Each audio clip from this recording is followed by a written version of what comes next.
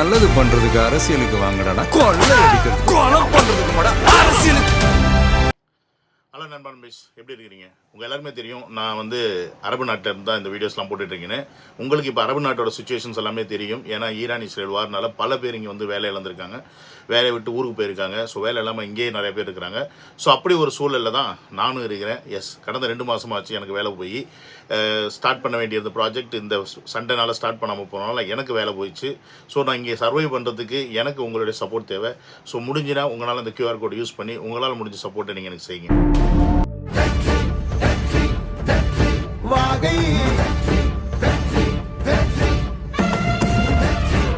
மக்களே, நம்ம welcome to another video.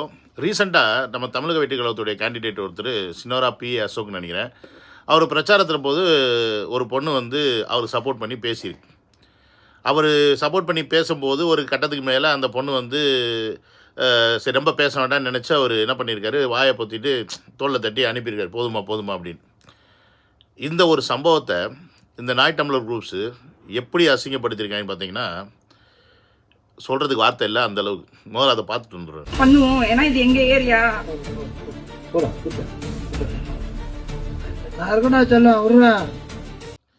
இதுதான் அவர் பண்ண செயல். இந்த செயலுக்கு எந்த அளவுக்கு அவங்கள கேவலப்படுத்த முடியுமோ அந்த அளவுக்கு அந்த பெண்ணை வந்து கேவலப்படுத்துது இந்த நாய் டம்ளர் கோஷ்டி. அதில் முக்கியமாக பார்த்தீங்கன்னா இந்த நாய் டம்ளர் கோஷ்டியில் பீச்சாங்கையாக இருக்கிறவன், அதான் ஆய்கழுவுற கையாக இருக்கிறவன் வந்து இடும்பாவனம் கார்த்தி, அந்த பரதேசி தான் வந்து இஷ்டத்துக்கு ட்வீட் போடுறதா இருக்கட்டும், மற்ற விஷயம் பண்ணுறதா இருக்கட்டும், இது எல்லாமே வந்து பண்ணியிருக்கான். நம்ம எல்லார்கிட்டையும் இவங்ககிட்ட வைக்கிற கேள்வி என்னென்னா, உங்களோட அரசியல், கொள்கை அரசியல், கோட்பாடு அரசியல்னு பேசுகிற பரதேசிங்களா இப்போ பெண்களை பற்றி தப்பாக பேசும்போது எங்கடா போதும் உங்கள் கொள்கை கோட்பாடு எல்லாமே? இத்தனைக்கும் அவர் அது வந்து தப்பாகவே அங்கே நடக்கலை. ஏன்னு கேட்டிங்கன்னா, அந்த பொண்ணு அவரோட மகன், அவருக்கு அந்த பொண்ணு அந்த பொண்ணுக்கு அவர் சித்தப்பா. இதை நான் சொல்ல, அவரே சொல்லுவார் பாருங்க. வாங்கம்மா, நல்ல இது அண்ணன் பொண்ணு டாக்டருக்கு. என் வீட்டில் பொண்ணே கிடையாது, 3 அண்ணன் தம்பிங்க. அது என் தங்கச்சி, அம்மா, என் பொண்ணு எல்லாமே. இது என்னவா போச்சு பாவம்? இது என்னவா பண்ணிச்சு? நான் வயசு பேசுறேன், கட்சிக்கு அப்பாற்பட்டு பேசுறேன். என்னவா அந்த குழந்தை வீட்டில் உட்காந்து இந்த குழந்தைய பத்திட்டு இருக்க பொண்ணு ஒரு சித்தப்பான முறையில வந்து கேட்டப்பா, இது ஒரு அராஜகம் இல்லையா? கேட்டிங்களா? அதாவது தன்னுடைய மகள், அவருக்கு பொண்ணு இல்லை, அப்போ வந்து அண்ணம்பிள்ளையை வந்து பொண்ணாக பார்க்குறாரு. அந்த பொண்ணு ஒரு கட்டத்துக்கு மேலே பேசிடக்கூடாது அப்படின்றதுக்காக டக்குன்னு வாயை பொத்திட்டு நீ போமான்னு அனுப்பி விட்ற இந்த செயலை வந்து இவங்க தப்பாக பேசுகிறாங்கன்னா அப்போ இவங்களோட கண்ணோட்டம் எப்படி இருக்குது பார்த்துங்க. அப்போ இவங்க தமிழக பெண்களை எப்படி பார்க்குறாங்க அப்படின்றதே இங்கே முதல் கேள்வியாக இருக்குது நமக்கு. சீமான்லேருந்து, சாட்டையிலேருந்து, இல்லை இந்த நாயிலேருந்து மற்ற எல்லாருமே தமிழ்நாட்டு பெண்களை இவங்க ஒரு போகப் பொருளாக, காம பொருளாக தான் பார்க்குறாங்களே ஒழிய பெண்களாக மதிக்கிறதே கிடையாது. பெண்களுக்கு ஒன்றுனா உண்மையாலுமே தமிழ் தேசியம் பேசுகிற நீங்கள் தான்டா முன்னாடி வந்து நிற்கணும். அதுவும் தமிழ்நாட்டு பெண்கள், அவங்க எந்த கட்சியில் இருந்தாலும், அவங்க வந்து திமுகவில் இருக்கட்டும், இல்லை அதிமுகவில் இருக்கட்டும், இல்லை காங்கிரஸில் இருக்கட்டும், இல்லை தமிழக வெற்றி கழகத்தில் இருக்கட்டும், எங்கே இருந்தாலுமே பெண்களுக்கு ஒரு தப்பு நடந்துச்சுன்னா அங்கே நீங்கள் வந்து நிற்கணும். ஆனால் நீங்கள் என்ன பண்ணுறீங்கன்னா, உங்களுடைய அரசியல் நிலைப்பாட்டை இன்றைக்கி நிறுத்திக்கிறதுக்கு, திமுக கிட்ட வந்து வாங்கின காசுக்கு அவங்களுக்கு புழுக்க வேலை பார்க்குறதுக்கும் நீங்கள் என்ன பண்ணுறீங்கன்னா, தமிழ்நாட்டு பெண்களை யார் அசிங்கப்படுத்தினாலும், கொச்சைப்படுத்தி பேசினாலும் அதை அக்செப்ட் பண்ணி பேசிகிட்டு இருக்க ஒரு மனநிலைமைக்கு போயிருக்கீங்க. அப்படின்னா இவங்க உண்மையான மனநோயாளிகள். இதை நீங்கள் முதல்ல புரிஞ்சுக்கணும் மக்களே. ஏன்னு கேட்டிங்கன்னா, தமிழ் தேசியம், நாம் தமிழர் அப்படின்னு இந்த 2 வார்த்தையை வச்சுக்கிட்டு இவங்க தமிழ்நாட்டுக்குள்ளே இவங்க பண்ணுறது எல்லாமே புரோக்கர் வேலை. ஸோ இவங்களுடைய கட்சிக்குள் இருக்கும் பெண்களுக்கே அங்கே பாதுகாப்பு இல்லை. ஏன்னா ஏகப்பட்ட கம்ப்ளைண்ட்ஸ் இருக்குது இந்த இடும்பாவனம் கார்த்தி மேலேயும் சரி. அந்த மாமா பையன் தெரியும் உங்களுக்கு, ஆல்ரெடி முத்துக்குமார் பொண்டாட்டியே ஆட்டையை போட்ட பரதேசி. இவன் மட்டும் என்ன, அவங்க அண்ணன் மட்டும் யோக்கியமா? விஜயலட்சுமிக்கு என்ன பண்ணா ஏது பண்ணான்றது உங்கள் எல்லாருக்குமே தெரியும். அதை எத்தனை வருஷமாக இழுத்தடிச்சு கடைசியில் அந்த பொண்ணை நட்டாத்தில் விட்டுட்டாங்க. ஸோ இப்படிப்பட்ட ஒரு அயோக்கிய கும்பல் நம்ம ஊர் பெண்களை வந்து எப்பயுமே அசிங்கமாக பேசுகிறத ஒரு ஒரு கருவியாக வச்சுக்கிட்டு இப்போ வேலை பார்த்துட்ருக்காங்க. இந்த பொன்ராஜ்ன்ற பரதேசி தமிழக பெண்களை வந்து விபச்சாரிகள் அப்படின்னு சொல்லும்போது இவன் என்ன பண்ணாங்க, சீமான் என்ன சொல்கிறான், அவர் சொன்னது கரெக்டு தானே அப்படின்றான். அப்போ தமிழ்நாட்டில் இருக்கக்கூடிய பெண்கள், அது விஜயவர்களை விரும்பட்டும், இல்லை விஜயவர்களை வந்து லவ் பண்ணுறேன்னு சொன்னட்டும், அதுக்கு தப்பான பொண்ணுங்கன்னா, அப்போ அதே பெண்கள் உங்களை வந்து உங்கள் மேலே அன்பாக இருக்குது, உங்கள் மேலே பிரியமாக இருக்குது அப்படின்னு சொல்லும்போது அது உங்களுக்கு தப்பாக தெரியலையா? இப்போ விஜய் அவர்கள் வந்து +1 +2 ஸ்கூல் பசங்களுக்கு பரிசு கொடுக்கும்போது பெண்கள் மேலே தோள் மேலே கை போட்டு ஃபோட்டோ எடுத்தாருட்டும், அந்த பொண்ணுங்க வந்து அண்ணங்கிட்ட வந்து ரொம்ப க்ளோஸாக நின்று ஃபோட்டோ எடுத்தது இதெல்லாம் வந்து இவங்களுக்கு தப்பாக தான் தெரியுது, தப்பாக தான் பேசியிருக்காங்க. வேல்முருகன் முதற்கொண்டு அது தப்பாக தான் பேசினாப்புல. ஸோ இங்கே இருக்க தமிழர்கள் எல்லாருமே தமிழ் பெண்கள் இன்னொருத்தரை ஆதரிச்சா அந்த பெண்களை அசிங்கப்படுத்துறதும் அவமானப்படுத்துறதும் ஒரு தொழிலாக வச்சுட்டு தெரியுறாங்க. ஆனால் அதே இவங்க பண்ணாங்கன்னா அது தப்பு கிடையாது. அதுவும் எப்படி ஒரு படி மேலே வம்படியாக பண்ணுறது. எங்கேயாவது பெண்கள் வந்து தளபதி தளபதி அண்ணன் அண்ணன்னு சொல்லிட்டு வந்து கூட நின்று சந்தோஷமாக ஃபோட்டோ எடுக்கிறாங்க, அது அசிங்கமாக பேசுகிறான். ஆனால் ஒரு பொண்ணு வேண்டாம் வேண்டான்னு சொல்ல வம்படியாக சீமான் பிடிச்சி முத்தம் கொடுக்குறான். அந்த ஐயோக்கிய நாயை எவனுமே எதுவுமே கேள்வி கேட்க மாட்டேங்கிறாங்க. அதை பாருங்க முதல்ல.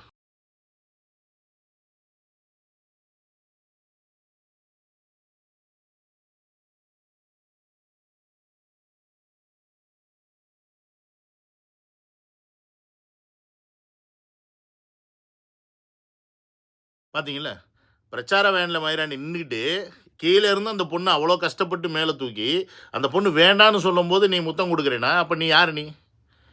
இப்போ நாங்கள் வந்து சீமானுக்கு 50 வயசு, அந்த பொண்ணு சின்ன பொண்ணுன்றனால உங்கள் பார்வைக்கு தப்பாக தெரியாதா? எங்கள் பார்வைக்கு இப்போ நாங்கள் தப்பாக சொன்னான்னு பண்ணுவீங்க.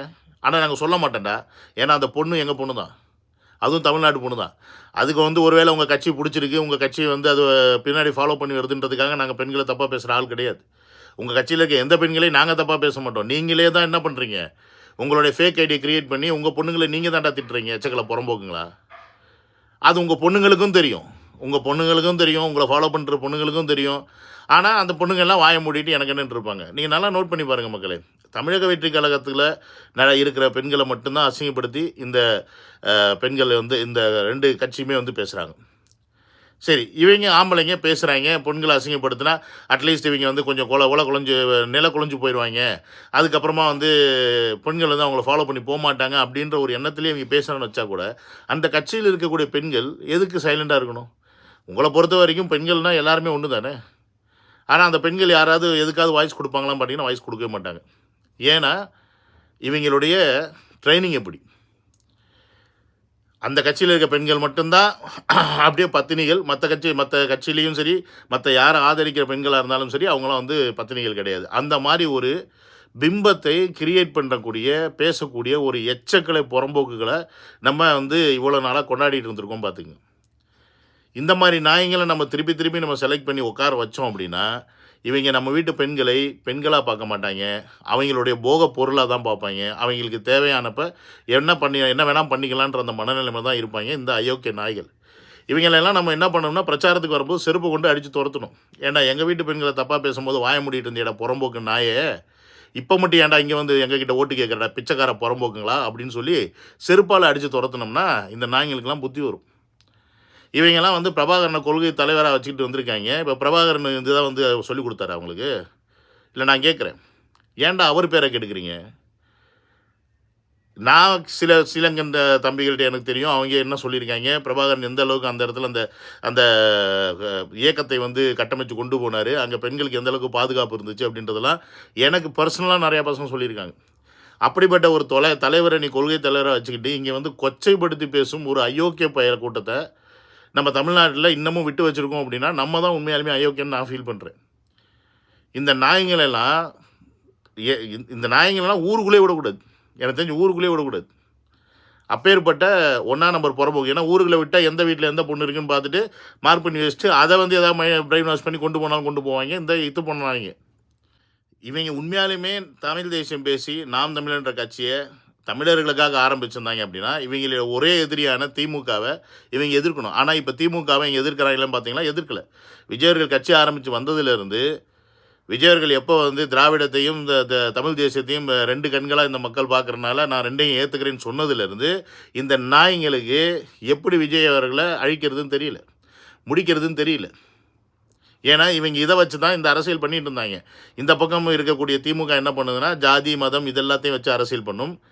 இந்த பக்கம் இருக்கக்கூடிய இந்த நாய்ங்க என்ன பண்ணுவாங்க, தமிழ் தேசியன்ற சொல்கிற பேரில் தமிழர்களை வந்து மயக்கி அவங்கள்ட்டேருந்து ஓட்டை வாங்கி ஜெயிக்க மாட்டோன்னு தெரியும் இருந்தாலும் ஓட்டை வாங்கி இந்த திமுக கொத்தடிமைகளை இப்போ ஜெயிக்க வைக்கிறது தான் இந்த நாயோடைய வேலை. இதை தான் இத்தனை வருஷமாக பண்ணிக்கிட்டு இருக்கான், 15 வருஷமாக. ஏன்னா அவனுக்கு வந்து ஒரு இலக்கை நோக்கி போகணும் அப்படின்ற ஒரு எண்ணம் இருந்தால் அவன் என்ன செய்யணும்னு அவனுக்கு தெரியும். ஆனால் அவனுக்கு இலக்கு அது கிடையாது. அவனுடைய இலக்கு திமுகவுக்கு மாமா வேலை பார்க்குறது. திமுகவுக்கு எல்லா டைப் ஆஃப் மாமா வேலையும் பார்க்கறது தான் சீமானுடைய வேலை. அந்த சீமானுக்கு அடுத்த கட்டத்தில் இருக்கக்கூடிய அந்த இத்து போன நாதாரிகளுடைய வேலை. இதை நம்ம புரிஞ்சுக்கணும்னா இந்த நாய் பேசுறதை கேளுங்க. மாற்று கட்சியில அதுலயும் திமுக இருக்கக்கூடிய நம்ம அண்ணன் தம்பில நம்ம மேல ரொம்ப பாசமா இருக்காங்க. திடீர் பாசத்துக்கு காரணம் இல்லை. நம்ம பங்காளி சட்டை எப்பவும் வச்சுக்கலாம். இந்த விஜயை மட்டும் விட்டுறாதீங்கன்றான் அவன். நம்ம அடிச்சுக்கலாங்க, நம்ம அப்புறம் பேசிக்கலாம். எங்களை நீங்க திட்டுங்க, பிரச்சனை கிடையாது. அதை நாங்க பெருசா கண்டுக்க மாட்டோம். ஏன்னா எங்களுக்கு கூச்ச நாச்சமே கிடையாது. நாங்க துப்புனா தொடச்சிட்டு போயிட்டே இருப்போம். பட் விஜயை விட்டுறாதீங்க, விஜயை நீங்க அடிக்கிறது எங்களுக்கு ரொம்ப பிடிச்சிருக்குன்றாங்க. என்னது பங்காளி சண்டையா? அவங்க பங்காளி சண்டையா? எப்பத்துல இருந்து திமுக உங்களுக்கு பங்காளியானா? ஏண்டா புறம்போக்கு நாய்ங்களா? திமுக பெரியாரை தூக்கி வச்சு கொண்டாடிக்கிட்டு இருக்கு, எப்படி உனக்கு பங்காளியானா? நீ திமுக எதுக்கு தானே வந்த? அப்போ இங்கேருந்தே தெரியல இவங்க எவ்வளோ பெரிய கூட்டு கலவானீங்கன்னு. இப்போ இவங்களோட ஒரே அஜெண்டா என்னென்னா, நீ நாம் தமிழர் ஓட்டு போட மாட்டேன்னு அவனுக்கு தெரியும். ஏன்னா இந்த நாய் டம்ளர் நம்ம எல்லாம் செருப்பால் அடி பண்ணுறது தெரிஞ்சிருச்சு. அதனால் நீ எனக்கு ஓட்டு போடலைன்னா கூட பரவாயில்ல, ஆனால் நீ திமுக ஓட்டு போடுன்னு சொல்லி ஒரு இடத்துல பேசுகிறதும், திமுக காரங்களாம் இப்போ நாம் தமிழருக்கு தான் போட போகிறாங்கன்னு சொல்லி இன்னொரு இடத்துல போய் நக்கிறதும் இவங்களுடைய ஒரு பொழப்பாக இருக்குது.